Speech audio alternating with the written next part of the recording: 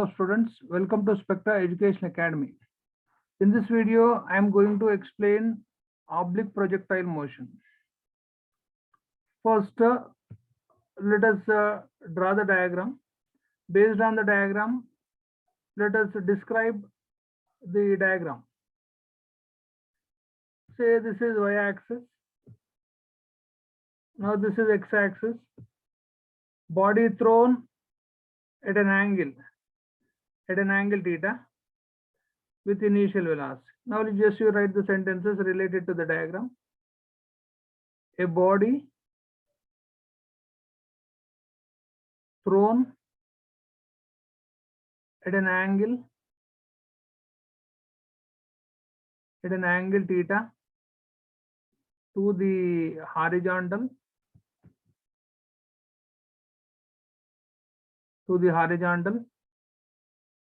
with an initial velocity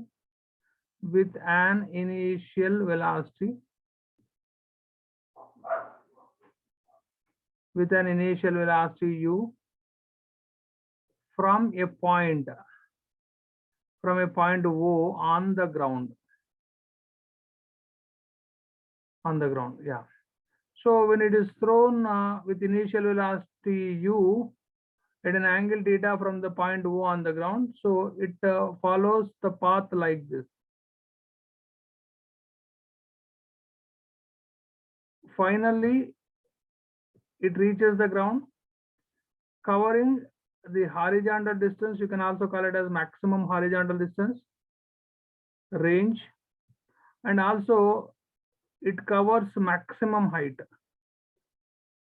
Along y-axis, it covers maximum height. Along x-axis, it covers maximum horizontal distance. That is also called as range.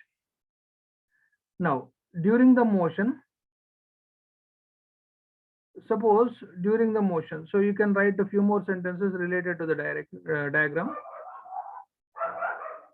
During the motion,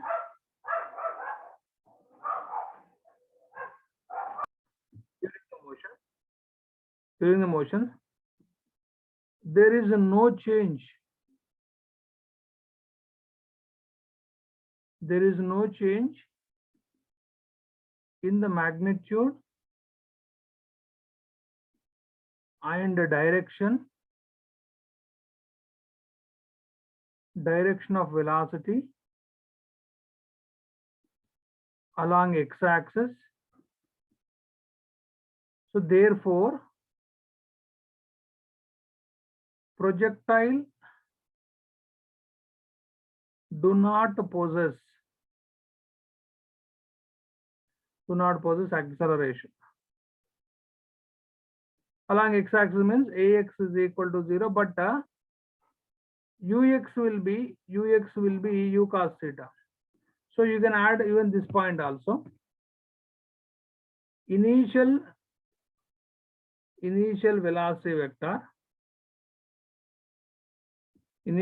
velocity vector is resolved into two components. So from the concept of resolution, you can write horizontal component as ux, that is equal to u cos theta. Vertical component of initial velocity uy is equal to u sin theta. So initial velocity vector is resolved into two components.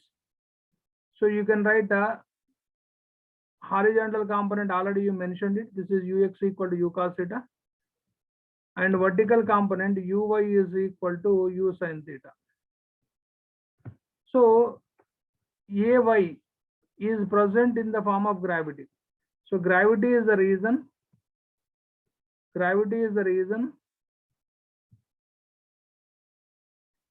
say this is going to be ux, this is going to be, so you can write this is vx because after t seconds, this is vy. So this is the direction of velocity here. Now when it reaches to maximum height, there will be only existence of horizontal component that remains constant u cos theta, Now in the next half of the motion, so it reaches maximum height after time of ascent, and in the next half of the motion, this is the direction of horizontal velocity. So that remains the same. It is u cos theta. So it is once again you can say Vx. Now this will be Vy. So it is u sin theta. So from the diagram you can clearly observe that here Vy will be 0. When it reaches to maximum height, Vy will become 0. So Vx is equal to u cos theta everywhere. And also its direction is from left to right. So therefore, there is no change in the magnitude, and direction of velocity. So therefore, acceleration will be 0 along horizontal. But initially, u is present in the form of u cos theta. Initially, uy is equal to u sin theta because it is resolved into two components. So ay is equal to minus c. So gravity is the reason for the change in the direction of velocity vertically as well as its magnitude, because initially it is u sin theta, 0, again u sin theta. Direction for the first half of the motion upwards, whereas the direction of Vy for the next half of the motion will be downwards. So G is the reason for the change in the direction as well as magnitude in vertical direction. Yeah. Now, let us write in horizontal direction. In horizontal direction, when it comes to, let us say, point P. So what are coordinates x comma y? So when it comes to point P, it covers a vertical distance. During the motion, it covers a vertical distance y, horizontal distance x. Horizontal distance x. So now in horizontal direction, let us make use of equation of motion. Yes, x is equal to ux t plus half ax t square. We took ax equal to 0, so therefore this quantity will become 0. Now also you can take that x less than range, but it is also equal to what? X is equal to sx, but it is less than range. Now so therefore here x is equal to ux is u cos theta multiplied with t. So there will be numerical. So this is the part of numerical.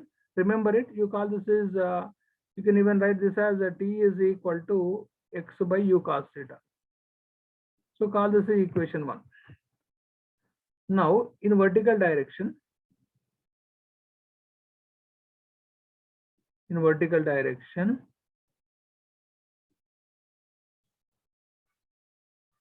in vertical direction, you have to imagine that y is equal to sy, but that is less than h max. So h max is here, range is here. So you are choosing a point x which is less than range and which is less than maximum height. At this point, projectile is there where vertical displacement is y, horizontal displacement is x, x is less than range and y is less than maximum height. Proceed.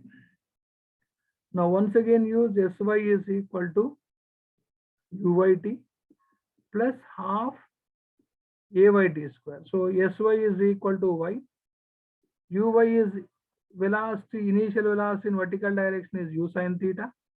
You can substitute that u sin theta into t. Ay is minus g half gt square. So you call this is equation 2. So remember, within the same time, projectile possesses displacement horizontal as well as vertical. So therefore, so nothing wrong to substitute equation 1 into 1 into. So there will be also, this is also one of the steps while doing the numerical. Now substitute 1 in 2. Y is equal to u sin theta. In place of t, substitute x by u cos theta minus half g. So t is x by u cos theta whole square. Just to elaborate this, U and U get cancelled. Sin theta by cos theta. It will be tan theta into x minus half g by, this will be u square cos square theta x square. So in short form, this can also be written as ax minus bx square. So this is the one of the form of parabolic equation where a is equal to tan theta and b is equal to half g by u square cos square theta. So there will also be numerical based on this step. Students, in my next session, I'll continue with the numerical based on this equation, and this equation. Thank you very much for watching my video, but don't forget to share and subscribe with your friends and relatives.